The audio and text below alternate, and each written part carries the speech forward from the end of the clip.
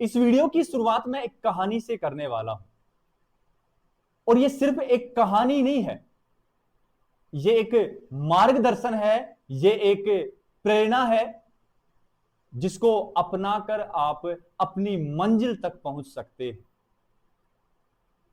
ये कहानी वासुदेव की है, ये कहानी भगवत गीता की है, ये कहानी महाभारत की है। आपको पता है कि जो वासुदेव थे, जिनको श्री भगवान भी कह रहे हैं, जिनको श्री कृष्ण भी कह रहे हैं, वो जितना साथ दुर्योधन का दे रहे थे उतना ही साथ वो अर्जुन का दे रहे थे।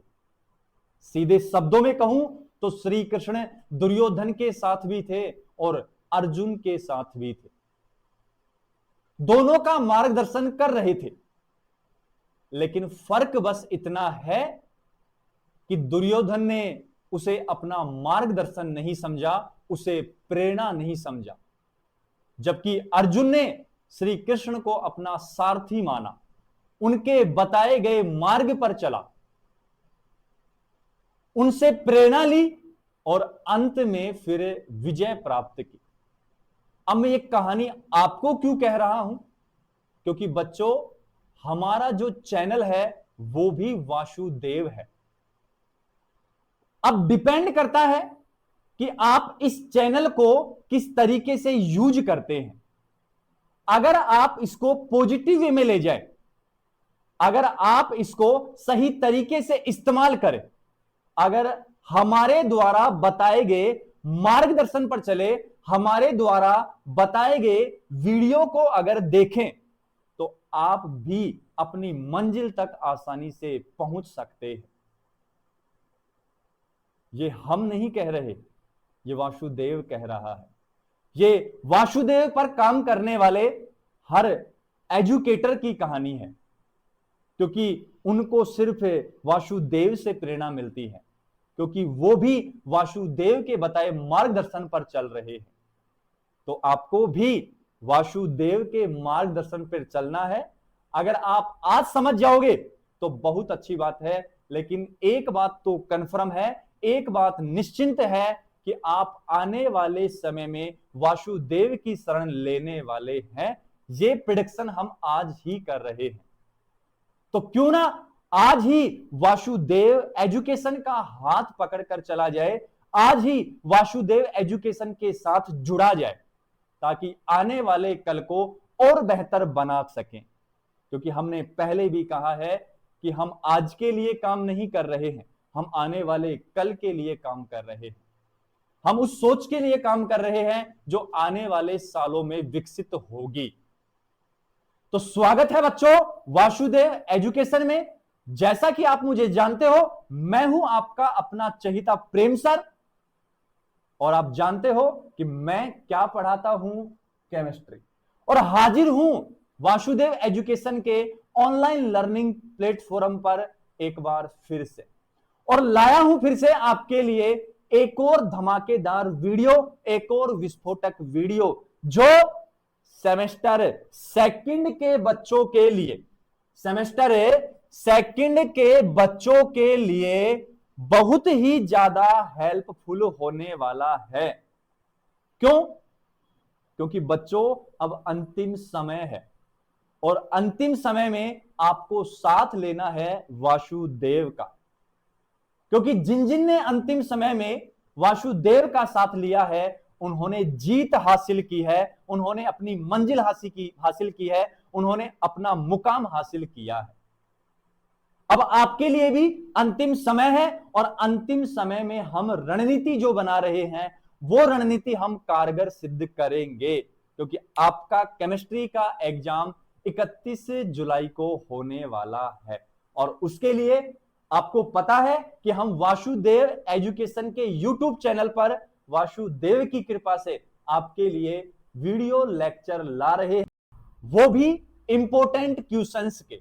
और जैसा कि आपको पीछे स्क्रीन पर थंबनेल दिख रहा होगा, हमने क्या लिखा है, Rajasthan university exam 2025।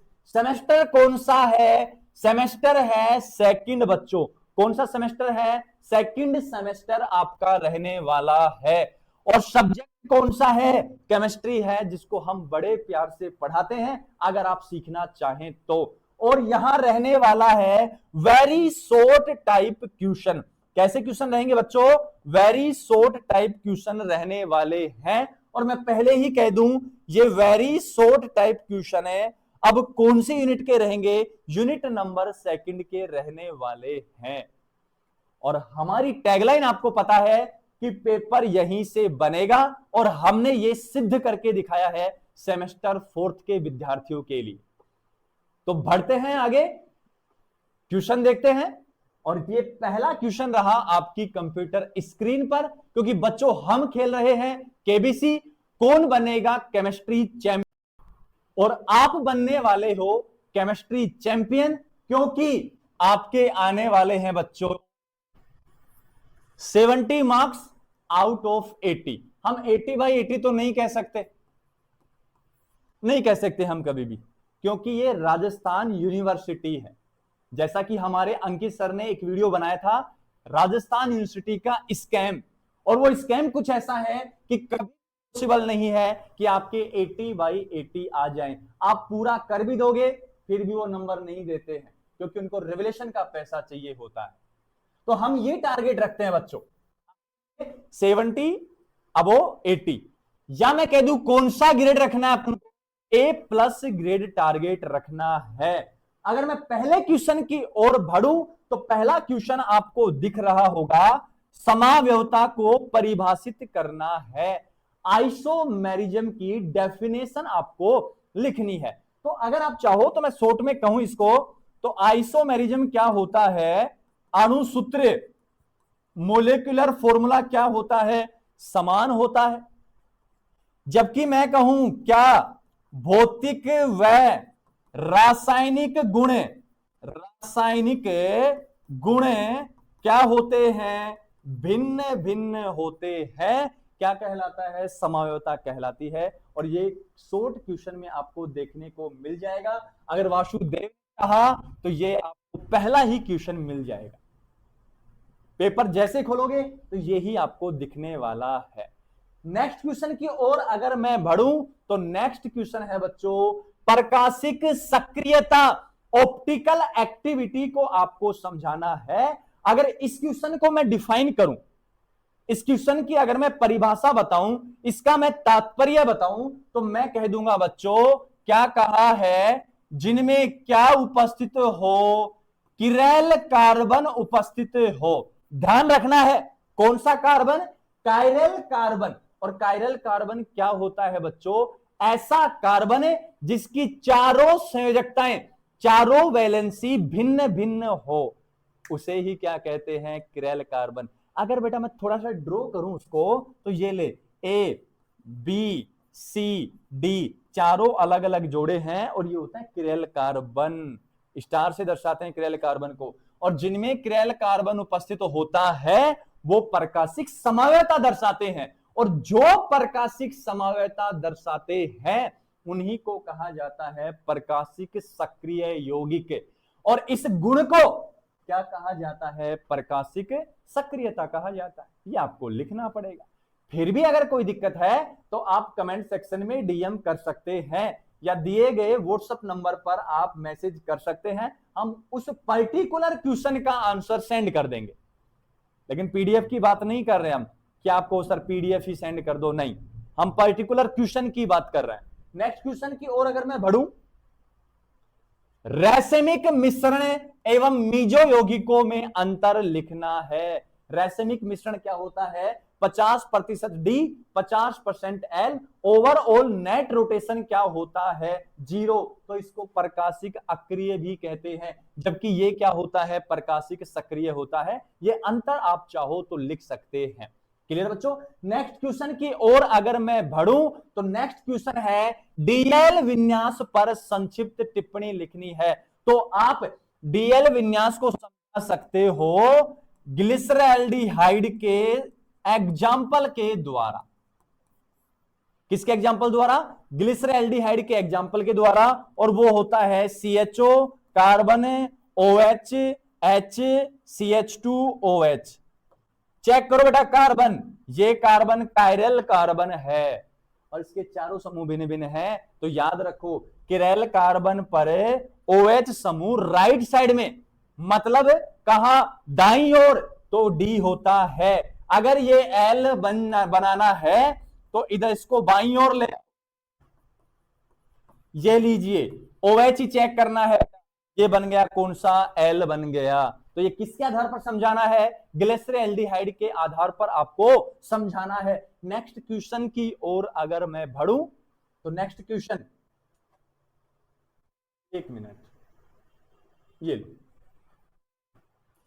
Next question है C डबल बॉन्ड C, मतलब एल्कीन। एल्कीन रखने वाले यौगिक ज्यामितीय समवायता दर्शाते हैं, बिल्कुल दर्शाते हैं। C डबल बॉन्ड C आपने कुछ इस प्रकार पढ़ा होगा, हमने भी पढ़ाया है बहुत अच्छे से।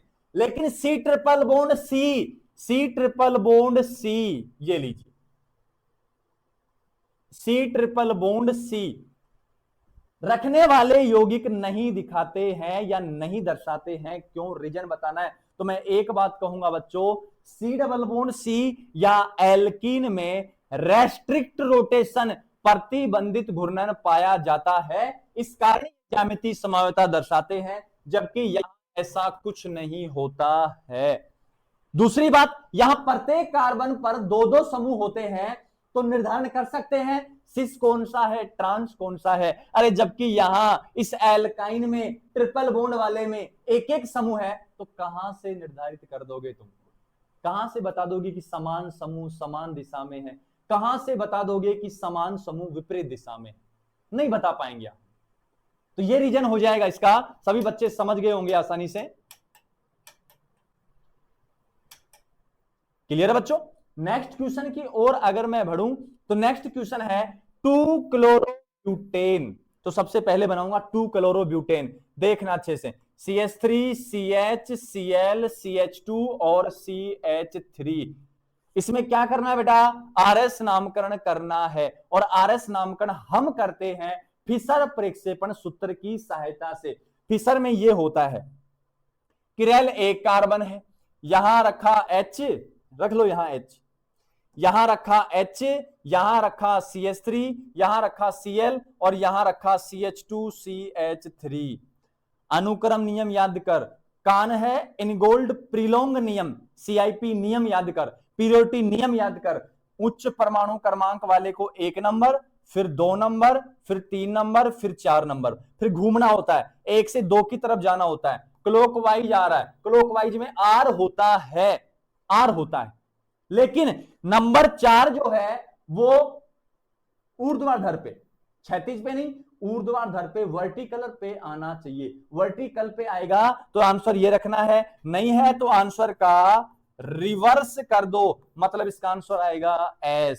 तो यहां RS में कौन सा आएगा, इसका S आएगा। ये आपको करना है, 2 ब्यूटेनॉल की बात चल रही है, मैं लिख देता हूं CHOH CH2 CH3, ये आपको रखना है। जरूरी नहीं आप यहीं रखो, कहीं भी रख सकते हो, फिशर में कोई दिक्कत नहीं है, लेकिन याद रखना है नंबर 4 को हमेशा वर्टिकल पर आपको रखना है। अगर वर्टिकल पर नहीं है तो जो आंसर आया है उसका आप उल्टा कर दीजिए। क्लियर है बच्चों, इसका आप बना लेना, दिक्कत हो तो DM कर देना, मैं आंसर बता दूंगा। नेक्स्ट क्वेश्चन की ओर अगर मैं बढ़ूं, प्रकाशिक समवायता के लिए आवश्यक शर्त क्या है, तो याद रखना प्रकाशिक समवायता के लिए जो आवश्यक शर्त है वो है किरैल कार्बन उपस्थित होना चाहिए या प्रकाशिक सक्रिय होना चाहिए। नेक्स्ट अगर मैं बात करूं क्वेश्चन की, तो नेक्स्ट क्वेश्चन है मेजो यौगिक प्रकाशिक सक्रिय नहीं होता है, क्यों, क्योंकि प्रकाशिक समवायता नहीं दर्शाता है, इसलिए प्रकाशिक सक्रिय नहीं होता है। बाकी कोई दिक्कत हो तो आप कमेंट सेक्शन में बता सकते हैं।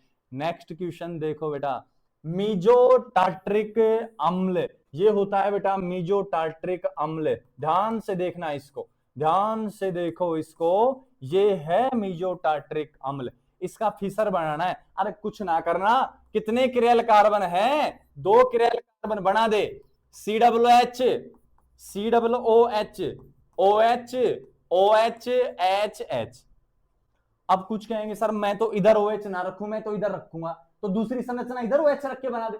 कुछ कहेंगे सर मैं तो इधर OH और इधर H ना रखूं, मैं तो अलग रखूंगा, इधर OH और इधर OH, तो दूसरा बन जाएगा। तो कौन सी आफत आ गई रे, यहां OH H OH H CH बन जाएंगे, तो उसमें क्या आफत आ गई ऐसी यार, बना सकते हो क्या, बन जाएगा। ठीक है, नेक्स्ट की ओर बढ़ते हैं। नेक्स्ट क्वेश्चन है सममिति तत्व बताने हैं, मेंशन करना है सिमेट्री एलिमेंट को, कि सिमेट्री एलिमेंट कौन कौन से होते हैं।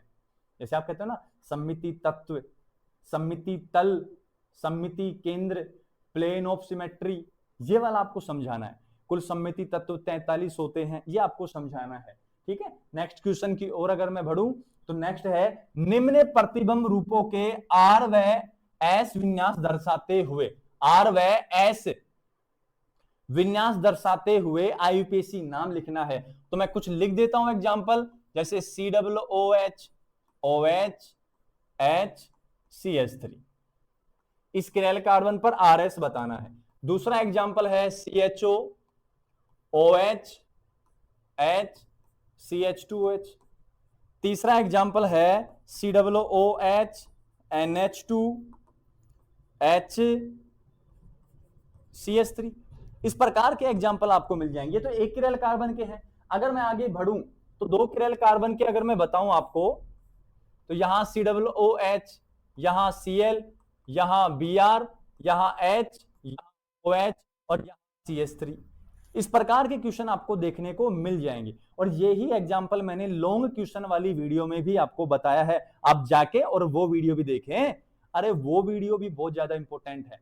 लो, ये शॉर्ट क्वेश्चन तो फिर भी 2-2 नंबर के आएंगे, लॉन्ग क्वेश्चन 15 नंबर का रहेगा।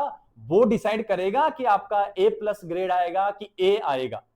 तो वो जाके पहले देखिए आप, वो वीडियो आपके लिए ज्यादा इंपॉर्टेंट है। इसको तो आप फिर भी थोड़ा लॉन्ग अगर पढ़ लोगे तो शॉर्ट को आप आसानी से कर पाओगे, इस बात का तो आपको पता है। इतने मूर्ख तो बेटा आप भी नहीं है। नेक्स्ट क्वेश्चन की ओर अगर बढ़ूं तो नेक्स्ट क्वेश्चन है टार्टरी कमल के सभी समावयों के सूत्र लिखिए। टार्टरी कमल के जितने भी समावय हैं उन सभी समावयों के आपको क्या करने हैं, मोलिकुलर फॉर्मूले लिखने हैं। तो ये थे बच्चों यूनिट नंबर 2 के वेरी शॉर्ट टाइप क्वेश्चंस। उम्मीद है कि इन्हीं क्वेश्चंस में से आपको पेपर में देखने को मिल जाएंगे। तो ये वीडियो आपके लिए बहुत ज्यादा इंपॉर्टेंट रहने वाला है।